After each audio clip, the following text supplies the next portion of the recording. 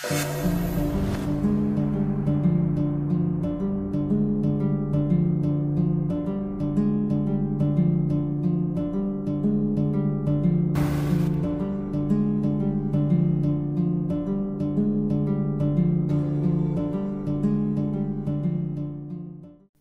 kwento ng kasong ito ay medyo kakaiba dahil ang ginamit sa pagpatay ay nagpagulat kay sa judge. Dahil yun ang unang pagkakataon na naka-encounter siya ng ganong klase ng kaso. Matapos naganap ang kasong ito ay nagumpisa na din itong gamitin sa mga pulis bilang training.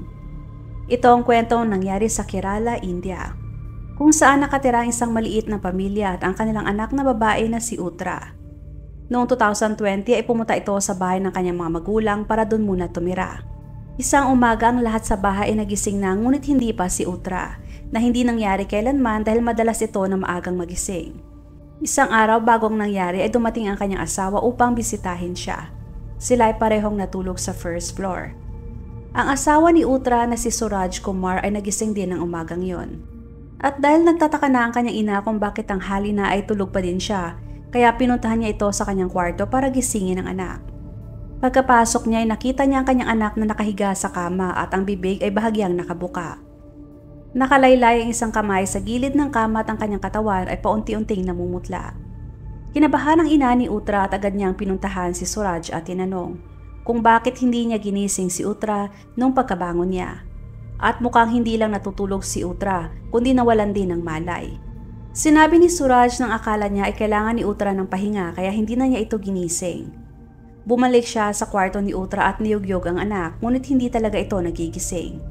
Kaya sumigaw na siya at humingi ng tulong sa iba pa nilang kasama sa bahay. Noong nadala na siya sa hospital ay idineklara ng doktor na siya ay patay na. Noong narinig yun ng kanyang pamilya ay nag-iyakan na lamang sila. Pagkatapos ay sinuri ng doktor ang kanyang kamay at paa. Doon ay napansin niya na may marka ito ng kagat ng ahas. Agad na tumawag ng pulis ang doktor at mabilis silang pumunta sa hospital. Dinala ang katawan ni Utra para sa autopsy. Noong lumabas ang resulta ay nalaman na isang nakamamatay na katangian ng kagat ng isang Russell's Viper ang nasa katawan ni Utra. Noong una ay walang pinaghinalaan ng mga pulis dahil madalas na makita ang mga ahas sa syudad.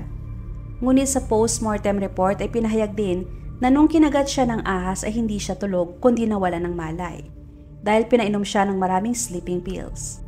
Doon na naghinala ang mga pulis na ang kanyang pagkamatay ay hindi lamang dahil sa kagat ng ahas, kundi plinano talaga siyang patayin.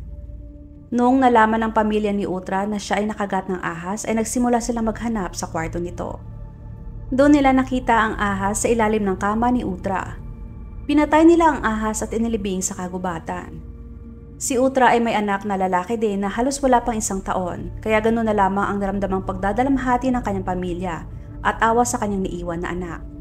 Pumunta ang mga pulis sa bahay nila at nagsagawa ng investigasyon, ngunit wala silang nakita na sleeping pills.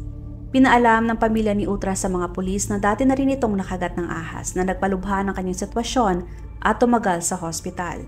Kaya pagkalabas niya ay kinuha na siya ng kanyang mga magulang at doon na tumira. Inihanda ng mga pulis ang kanilang FIR o First Case Information at sa mga oras na yon ay nalaman nila na hindi mentally stable si Utra. Siya ay may learning disability o slow learner. May kaya ang pamilya at masaya ang kanilang buhay. Ang kanyang ina ay isang retired principal. Nung nasa tamang edad na si Utra para magpakasal ay nahirapan silang hanapan siya ng mapapangasawa dahil sa kanyang kondisyon sa pag-iisip. Hanggang sa ginawan siya ng kanyang mga magulang ng profile sa matrimonial site kung saan ay nakita nila ang lalaking si Suraj.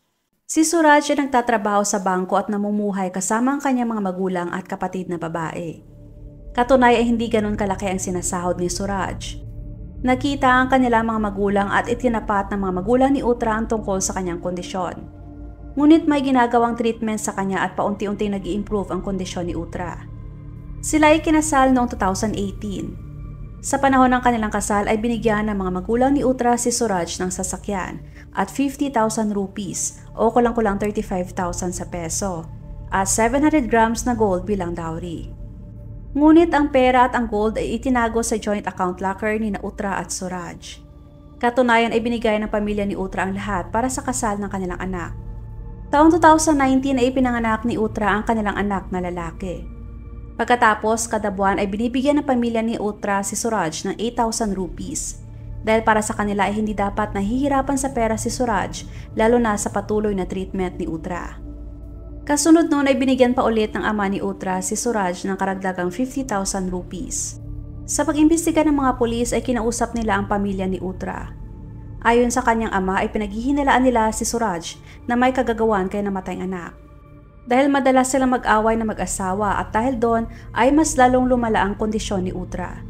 Dagdag pa niya na sa kabila ng pagbibigay niya ng maraming pera kay Suraj ay hindi pa rin naging maganda ang pagtrato ng lalaki sa kanilang anak. Lumala ang kanilang away na mag-asawa noong January 2020 na kailangan pang kunin si Uttara na kanyang kapatid na lalaki mula sa bahay ng kanyang mga in-laws. Ngunit sinuyo ni Suraj si Uttara na bumalik sa kanilang bahay. Dahil sa mga impormasyong yon ay dinala si Suraj sa kustodiya para sa mga pagtatanong. Ngunit paliwanag ni Suraj na normal lang naman sa mag-asawa ang mag-away. Inamin niya na madalas silang mag-away ni Uttara pero hindi niya kayang patayin ang asawa. Sa loob ng 5 araw na investigasyon ay hindi umamin si Suraj sa kahit na ano. Ngunit naghihinala ang mga pulis dahil may napakaliit na espasyo lamang kung saan maaring makapasok ang ahas sa kanilang kwarto at ang ahas ay may kalakihan. Dagdag pa doon ay nakasarado ang mga bitana ng kwarto. Sa pag-inspeksyon sa kwarto ay nakita ng mga pulis na ang isang kama ay inilagay malapit sa bintana at ang isang kama naman ay nakadikit sa pader. Sa pag-analisa ng mga pulis na kung dumaan man sa bintana ang ahas ay si Suraj ang unang makakagat dahil siyang nakahiga sa kama na malapit sa bintana. Kumonsulta din ng mga pulis sa eksperto sa ahas. Ipinaalam niya sa kanila na kung ang isang ahas ay kumagat sa sarili nitong kagustuhan, ang distansya sa pagitan ng mga pangil nito ay humigit kumulang 2 cm. Ngunit kung prinovoke ito, ang distansya sa pagitan ng mga pangil ay maaring tumaas sa 2.4 to 2.8 cm. Samantala, isa pa ang pangkat ng mga pulis ay nagtatanong sa mga tao. At ang mga magulang ni Uttara ay nanindigan na sila ay naghihinala kay Suraj at naniniwala sila na pinatay niya ang kanilang anak. Sa kabilang banda ay nagpupumilit si Suraj na hindi niya pinatay si Uttara. Ngunit nung sinuri ng mga pulis ang kanyang call history at internet history ay nagulat sila sa nadiskubre. Nakita nila na matagal nang naghahanap ng impormasyon si Suraj tungkol sa mga ahas. Isang araw bago makagat ng ahas si Uttara ay masusing pag-research ang ginawa ni Suraj. Nalaman din ng mga pulis ng unang kumagat na ahas kay Uttara ay isa ding viper. Dagdag pa doon ay nakita din sa cellphone ni Suraj na ilang buwan na niyang kausap ang isang snake catcher at nagsimula sila mag-usap noong January 2020. Binalikan ng mga pulis ang bahay ni Uttara at nagsagawa sila ulit ng investigasyon. Sa loob ng bahay ay nakita nila na napakaraming gamit ang nakakalat. Isa doon sa mga gamit ay ang plastic box na may maliliit na butas. At ang fingerprints na nakuha sa box ay nagmatch kay Suraj. Kasunod noon ay nagsagawa sila ng reenactment para malaman nila kung paano ginawa ni Suraj ang plano. Dala sila ng cobra sa bahay at tinilapit yon sa manikin, ngunit hindi siya pinuntahan ng ahas, kundi pumunta ito sa isang sulok.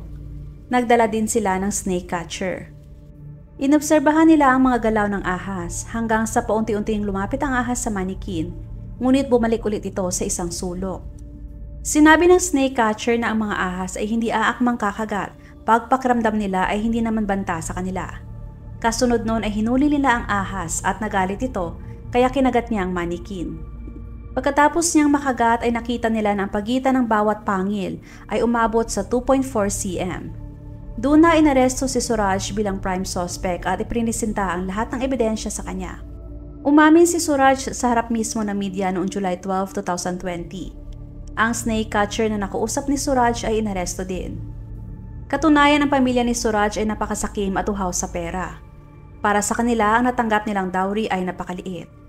Pangarap ni Suraj na makapangasawa ng normal na babae at hindi katulad ni Uttara. Ngunit dahil sa pera kaya siya napilitang pakasalan ng babae. Kung tutuusin na hindi naging pabaya ang mga magulang ni Uttara sa kanila, dahil pinapadalhan pa sila ng pera kada buwan para sa treatment ni Uttara at para hindi na din siya mahirapan pa sa gastos. Pwede naman sana siya makipag-divorce kay Uttara ngunit hindi niya yon ginawa. Dahil kung gagawin niya yon ay kinakailangan niya ibalik ang lahat ng pera at mga alahas kay Uttara. At ayaw yung mangyari ni Suraj. Kaya nag-umpisa na siya magplanong patayin ang kawawang asawa. Una ay nag-umpisa siya sa pag-search sa internet ng iba't ibang paraan ng pagpatay ng tao. At isang araw na unang nakagat si Uttara ay nagbasa siya ng article tungkol sa snake bite. Doon siya nakakuha ng ideya kung paano niya mapapatay si Uttara. Dagdag pa doon ay marami na ring namatay sa kanilang lugar dahil sa kagat ng ahas. Isang araw ay nakita niya sa YouTube ang number ng snake catcher na si Suresh. Kinontak niya si Suresh at tinanong kung ano ang pinakadelikadong snake venom. Doon ay sinabi sa kanya ni Suresh na ang viper ang pinaka-poisonous at madali itong makapatay ng tao. Kasunod noon ay nag-umpisa na din mag-research si Suraj tungkol sa viper snake. Nung nakahanap na ng viper si Suresh ay agad niyang kinontak si Suraj. Bilang bayad ay binigyan niya si Suresh ng 10,000 rupees at itinago ang ahas. Dinala niya ang ahas sa bahay at iniwan ang ahas sa loob ng kwarto saka bumaba. Kasunod noon ay inutusan niya si Uttara na kunin ang kanyang cellphone na naiwan sa kwarto. Pagkapasok ni Uttara sa kwarto ay natakot siya nung makita ang ahas sa kanyang harapan. Sumigaw siya ng malakas at agad namang umakyat si Suraj. Tinaboy ni Suraj palabas ng bahay ang ahas gamit ang isang stick. Ngunit tinuruan na si Suraj ni Suresh kung paano paamuhin ang ahas, kaya kinuha niya ulit ito sa likod ng kanilang bahay at itinago sa box. Ilang araw ang lumipas habang natutulog si Uttara ay dinala ulit ni Suraj ang ahas sa kanilang kwarto at saka iniwan ang asawa. Nagising si Uttara nung maramdamang may gumagapang sa kanya na ahas kaya sumigaw siya ng malakas. Doon na siya kinagat ng ahas. Halos 1 oras pa ang nakakalipas bago dinala ni Suraj si Uttara sa hospital at kumalat ang venom sa kanyang katawan. Namamagana din ang mga paa ni Uttara dahil sa lason. Dahil doon ay inoperahan si Uttara ng 3 beses at tumagal siya sa hospital. Yun ang unang pagkakataon na kinagat si Uttara ng ahas. At dahil nakita ng pamilya ni Uttara na hindi inalagaan ng mabuti ang kanilang anak ni Suraj, kaya dinala nila ito pabalik sa kanilang bahay para maisalba sa muling panganib ang anak.